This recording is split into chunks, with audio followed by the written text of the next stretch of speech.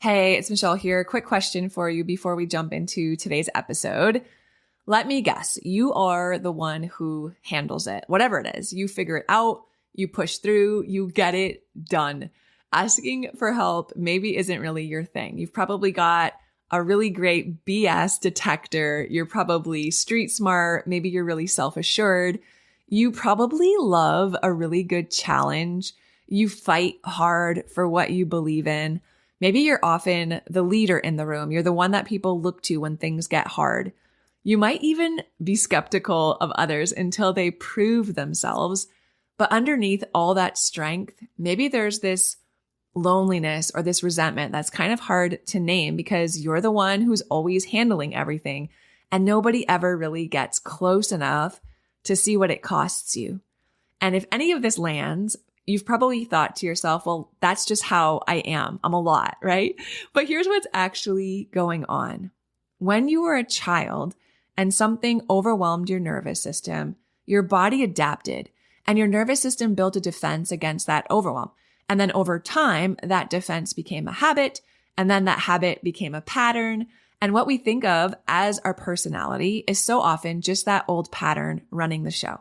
So there are actually 5 different capacity patterns, and they're not personality types like the Enneagram or the Myers-Briggs. They describe the specific safety strategy that your nervous system defaults to anytime you're feeling stressed or overwhelmed or maxed out at capacity. They don't really describe who you are as much as they describe what's blocking who you are. And once you know your pattern, you can actually do something about it. So if you haven't yet, I would invite you to take my free What's Your Capacity Pattern quiz. It's just a couple minutes. Once you get your quiz results, you'll be invited to listen to a free private podcast all about your capacity pattern. The link is in the show notes, or you can go to michellegrosser.com/quiz. So the next time you're doubting yourself, or the next time you've done or said something and you find yourself like second guessing what you've done, stop beating yourself up about it. You can hear the doubt say, you're not qualified. You're too young. You're too old, right? No one's going to read it. No one's going to buy it. No one's going to listen to it. And you can hear all of that doubt. And instead of judging yourself for it, you take a moment and you recognize that those thoughts are trying to protect me from something, from having my feelings hurt, from being embarrassed, from being disappointed, from feeling like a failure, like whatever it is. So instead, I would invite you to shift your perspective and find some compassion for yourselves. And friends, you know that this is going to be my swan song until the last day I work. Like the minute we start showing ourselves compassion for the things that we say and the things that we do and the things that we think, that is the moment our lives change. Because particularly with self-doubt, when we reframe what it's trying to do, we take the power back. Welcome back to the Motherhood Podcast, a live workshop-style podcast that is helping thousands of moms redefine their motherhood journey. There was a point in my life when I was trying to do all the things: parent my kids, pour into my marriage, run a busy law practice, keep up my home. And what I found was that I was on the fast track to burnout until I discovered a better way. Now I help women just like you to close the gap between their vision of motherhood and what they're actually experiencing in their day-to-day lives. Together, we'll explore when and where to simplify, systemize, and surrender. I promise you, you're already doing so much better than you think. I'm your coach, Michelle Grosser, and this is Motherhood. Welcome to the Motherhood Podcast.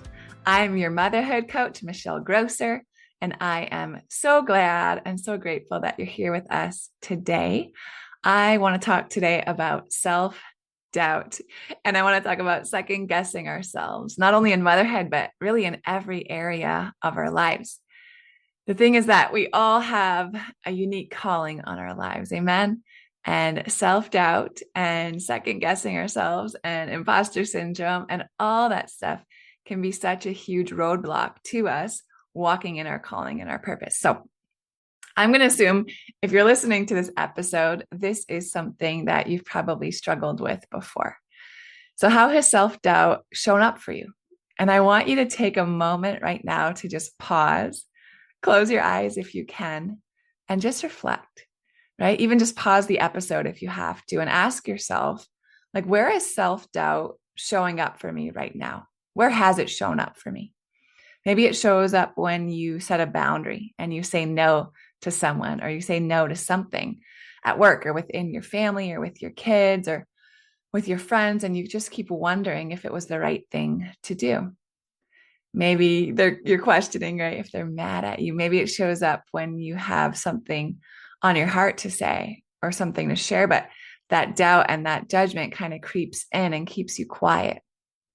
And maybe it's the opposite. Maybe it's something you said that didn't go over so well and you can't stop thinking about it and you feel like you're regretting it. Maybe it's something in your marriage that you know needs to be addressed, but you don't want to rock the boat, so you just keep ignoring it.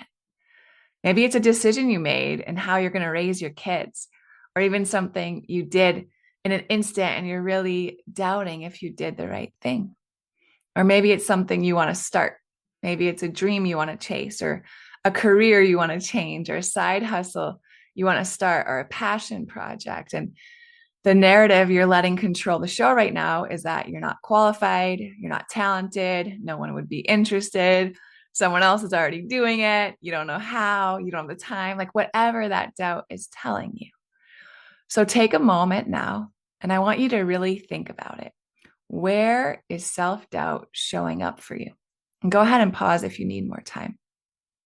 Before we really jump into the meat of this episode, this is one of the most powerful realizations you can have about self-doubt, and it's just that you're not alone. You're not alone in feeling it. It's actually one of the top challenges I hear from my clients, and a certain level of self-doubt is supernatural. It's super common. It's to be expected. So we've got to give ourselves grace for the feeling of doubt and second guessing ourselves. We have human brains, and our human brains are wired to protect us. I found this stat from the Journal of General Internal Medicine, and it said that 82% of people suffer from imposter syndrome. Like, think about that. You're sitting in a room wondering, second guessing whether you deserve to be there. And 8 out of the 10 people in that same room are thinking the same thing. Like, friends, this is the single greatest threat to having the life that you want, the motherhood experience that you want, the career that you want, like all of it. So this isn't a personal shortcoming. You're not broken. You're not damaged. You're not doing it wrong. It's really a societal norm. And we all have these hopes and we all have these dreams and these visions for our lives, like every single one of us. So whether we've ever spoken them aloud or not, we all have things that we want to do. We all have things we'd love to do, people we'd love to pour into, or problems that we know we could solve, or encouragement or inspiration that we want to share. We have things that we want to create, right? Maybe we're artists or we're going to write a book.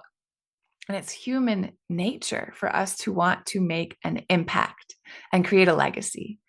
And we know deep down, or at least we have an idea of what it's going to take for us to get there. We have this intuition on what we'll need to do. But what do we typically do, right? Well, first, we may not even be really aware of that self-doubt. Self-doubt is often an automatic response that we don't consciously choose. So it's unlikely that any of us ever wakes up and is like, I'm going to doubt every decision I make today, right? Today, I'm going to doubt all of my talents and all of my skills. Today, I'm going to doubt everything I do as a parent. Like, no, that's not how it works. And the other likely scenario is that we're so deep in a pattern of self-doubt and second guessing that the minute that self-doubt starts creeping in, our nervous system just takes over. It hijacks our bodies, and then we kind of just bat away the self-doubt, and then we go ahead and keep doing the things that we're comfortable doing and not doing the things that scare us, because our subconscious is wired to protect us. That's its number one job, friends. It's our brain is not wired to help us reach our highest potential, right?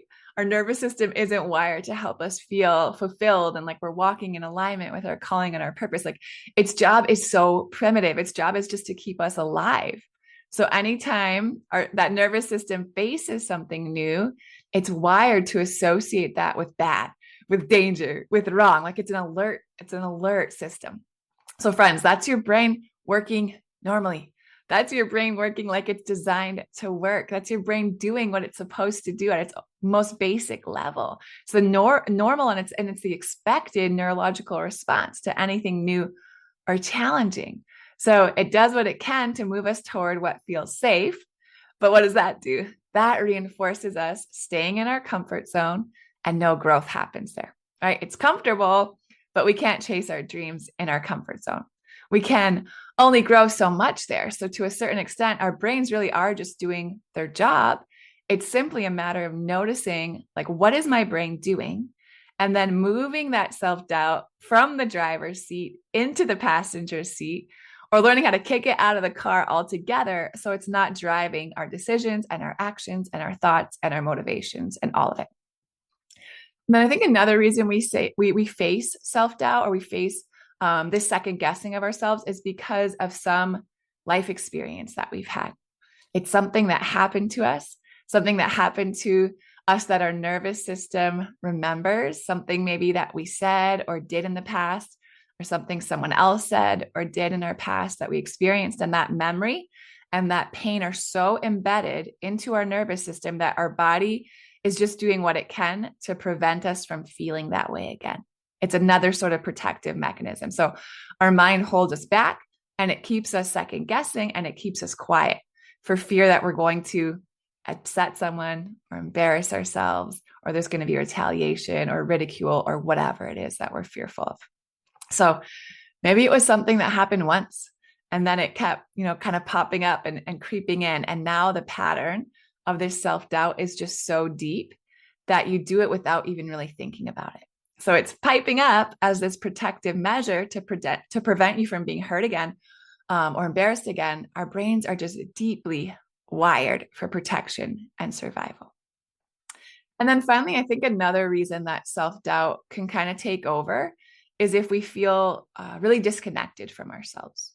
So if we're feeling insecure, or if we're feeling unrooted, like we don't have deep and strong roots, or if we're feeling unsure of who we are, right? Our identity, our values, how we want to show up as moms or as women or as friends, how we want to show up in our workspaces.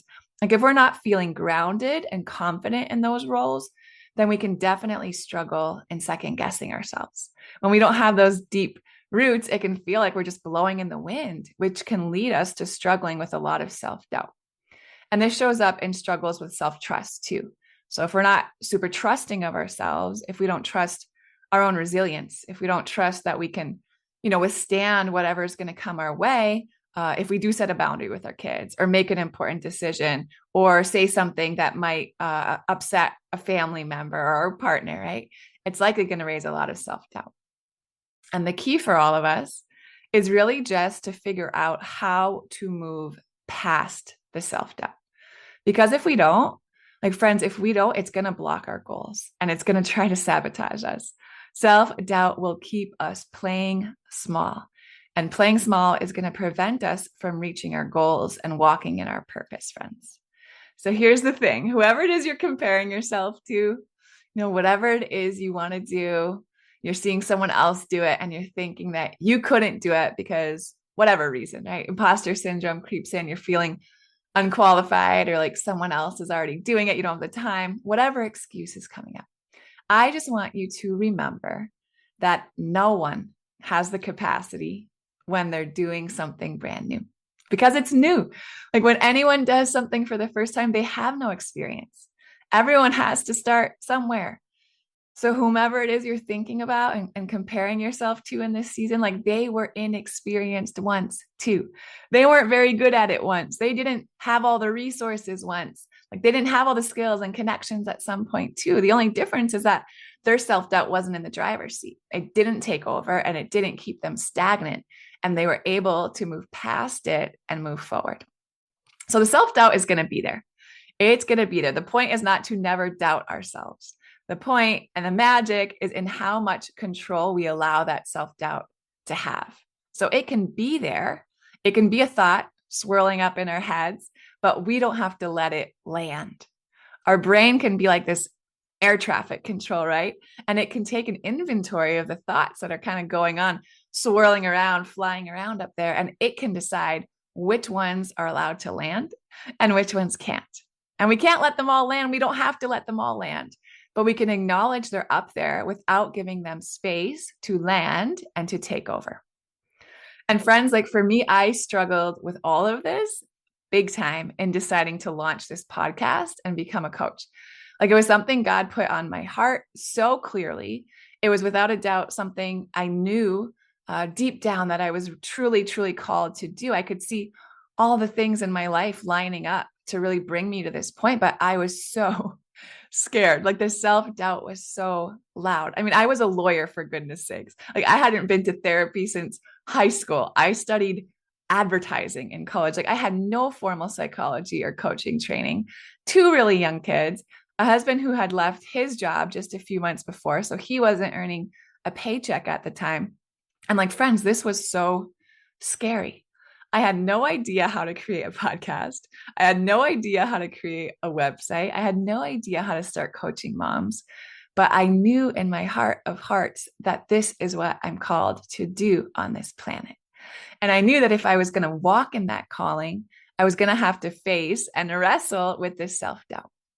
And that analogy of wrestling, it really landed for me because it kept my self-doubt separate and apart from my actual self. Like in wrestling, if you go to a wrestling match, no one wrestles themselves, right? It takes two people. So this idea, this visual for me, it just helped me to remember that the self-doubt I was experiencing, it wasn't really me. It was a part of me, but it wasn't actually me. It's a part of me that's the enemy of progress. And the more I thought of myself as wrestling with it and seeing it as an outsider or a separate part of myself, the more I was able to kick it out of the driver's seat. And all right, how do we do this? Like, how do we actually kick it out of the driver's seat? And I think the first step is just recognizing that this self-doubt part of ourselves, the one that we're this figurative wrestling match with, it actually has a higher intention. It's not trying to keep us from reaching our dreams.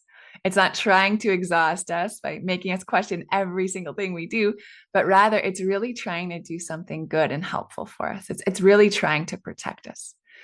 So rather than looking at your self-doubt with so much judgment and thinking that there's something wrong with you or you're weak or you're not cut out for this because you're always second guessing yourself, like friends, I invite you and I encourage you to flip that script. So the next time you're doubting yourself, or the next time you've done or said something and you find yourself like second guessing what you've done, stop beating yourself up about it. You can hear the doubt say, you're not qualified. You're too young. You're too old, right? No one's going to read it. No one's going to buy it. No one's going to listen to it. And you can hear all of that doubt.